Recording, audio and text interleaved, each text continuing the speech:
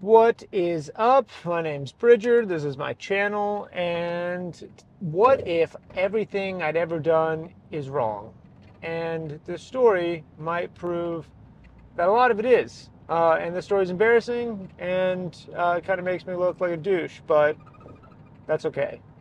So the other day, a while ago, actually, a couple weeks ago, she kind of came at me. I was grumpy and already in a bad mood about some other stuff, but she kind of came at me about the soap. Now, she buys some like expensive, like handmade soaps, like body wash, and she kind of came at me for utilizing too much of it, and I just threw a fit, a little bullshit, hissy fit of like, I felt controlled and like, are you really managing the amount of soap that I use? Seriously. And I just threw a little bitch fit, and she was like, fine, whatever, fuck you.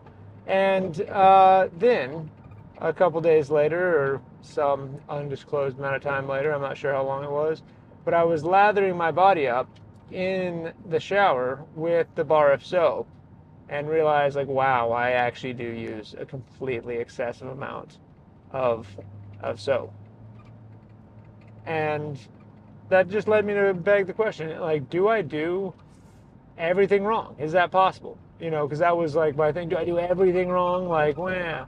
And, I was like, what? How do I know, what right is for most things? Maybe there is better and more efficient ways to do nearly everything. Maybe I have learned not the most ideal way to do, the vast majority of things in life. And I was kind of thinking about that. And then, a couple days later again, I was looking at my hair and I just pushed it the other direction. I always push it over to the left and I pushed it over to the right. I was like, it kind of looks better that way, and I thought about maybe I'll go to work this way. It looks a little better. And I was like, nah, I'm not switching up. That's weird. It's always gone to the left. But the question, like, do you do everything wrong? Kind of made me think of that. And last night, I went to get my hair cut. I went to a new place I'd never gone to before. And I got my hair cut by this chick named Bree. And she was just awesome. She was just a cool chick to talk to.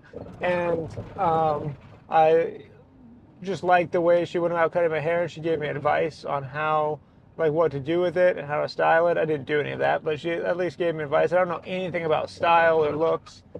So it's nice to get, an advice from an expert rather than like all the other barbers I've gone to recently just keep asking me like what I want done with my hair. And like, I don't fucking know. I don't know what looks good. I don't know what style it is. You fucking tell me. Like, it's just $48 or whatever, $40 to get my hair cut. Like, you tell me what looks good. I don't fucking know. I have zero sense of style.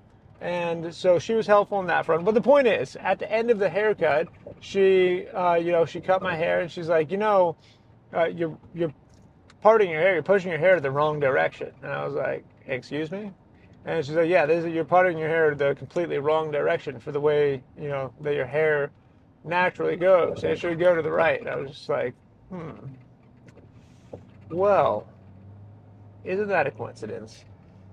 Kind of, it just makes you realize, how do we end up doing the things we do and thinking what we think is right is right?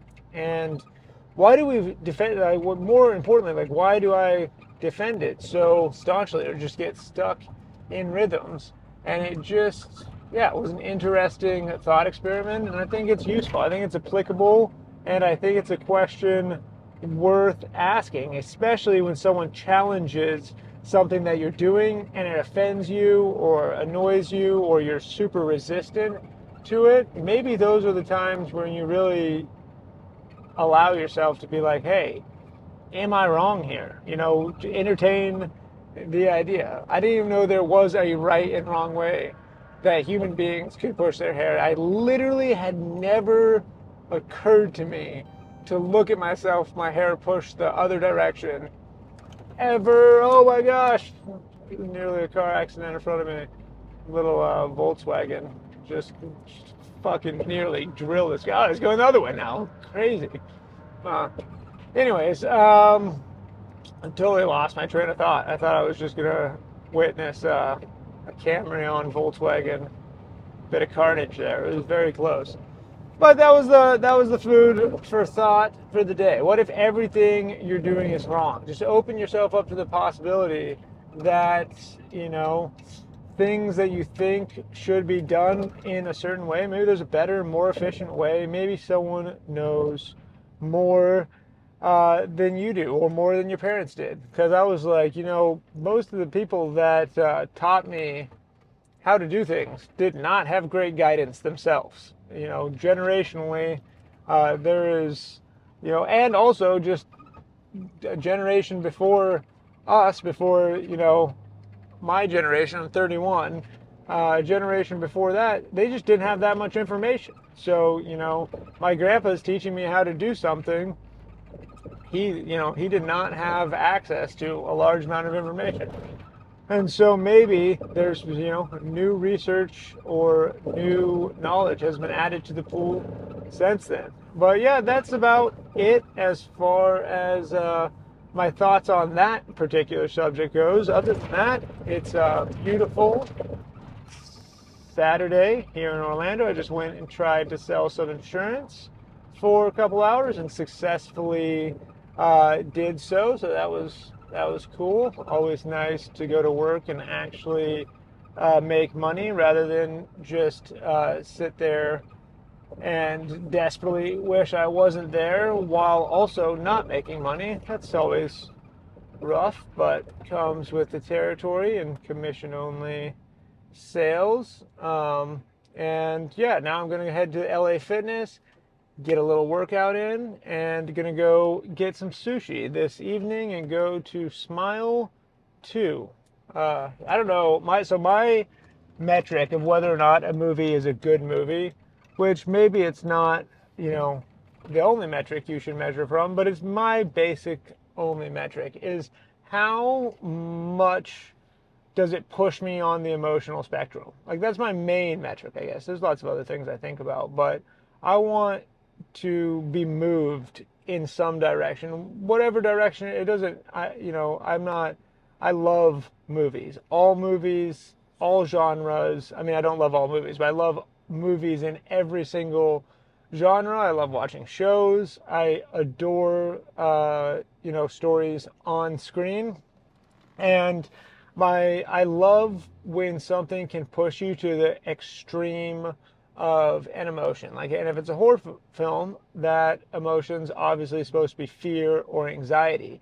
And watching Smile 1, I immediately after we finished watching it, I watched it in my apartment on the other side of Orlando that I used to live in. I took my dogs outside at 1 o'clock in the morning, and I was freaked the fuck out. I mean, I was anxious to be outside and encounter someone. Have you ever seen the movie? Basically, people kill themselves in front of other people and it traumatized them, and it perpetuates on this horrible cycle. And I saw people and I was like, please don't kill yourself in front of me right now. And it was so excited to go watch that, get a little fear and anxiety before bedtime. Always have super fucking weird dreams after watching a horror film. I had a weird dream last night. I'm just gonna share what I remember of it with you, but basically I was at a huge cocaine deal, and they were so I was like a DEA agent or something, and I was on this boat, and there was another boat in this marina doing some sort of cocaine deal, and basically I was an undercover agent of some description, and I went over to their boat and, was organizing the meetup. So I wasn't the guy buying the cocaine, but I was organizing the guy coming to buy it. And then I revealed that I was a DEA agent and was seizing this 200 kilos of cocaine.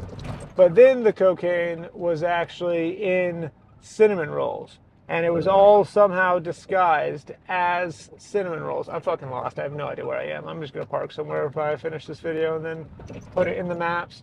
So all the cocaine was disguised as cinnamon rolls. And then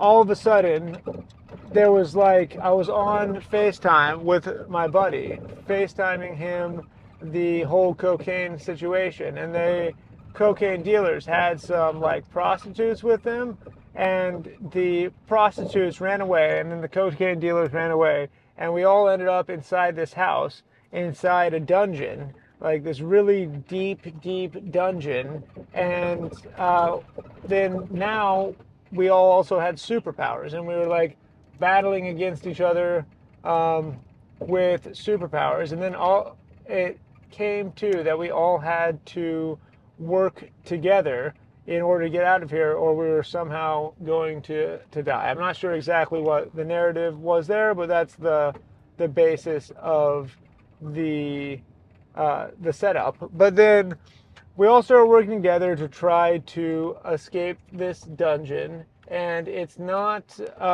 going super well until one of the prostitute superhero people does manage to escape, but then she tries to lock us out, but then I manage to follow her out as well.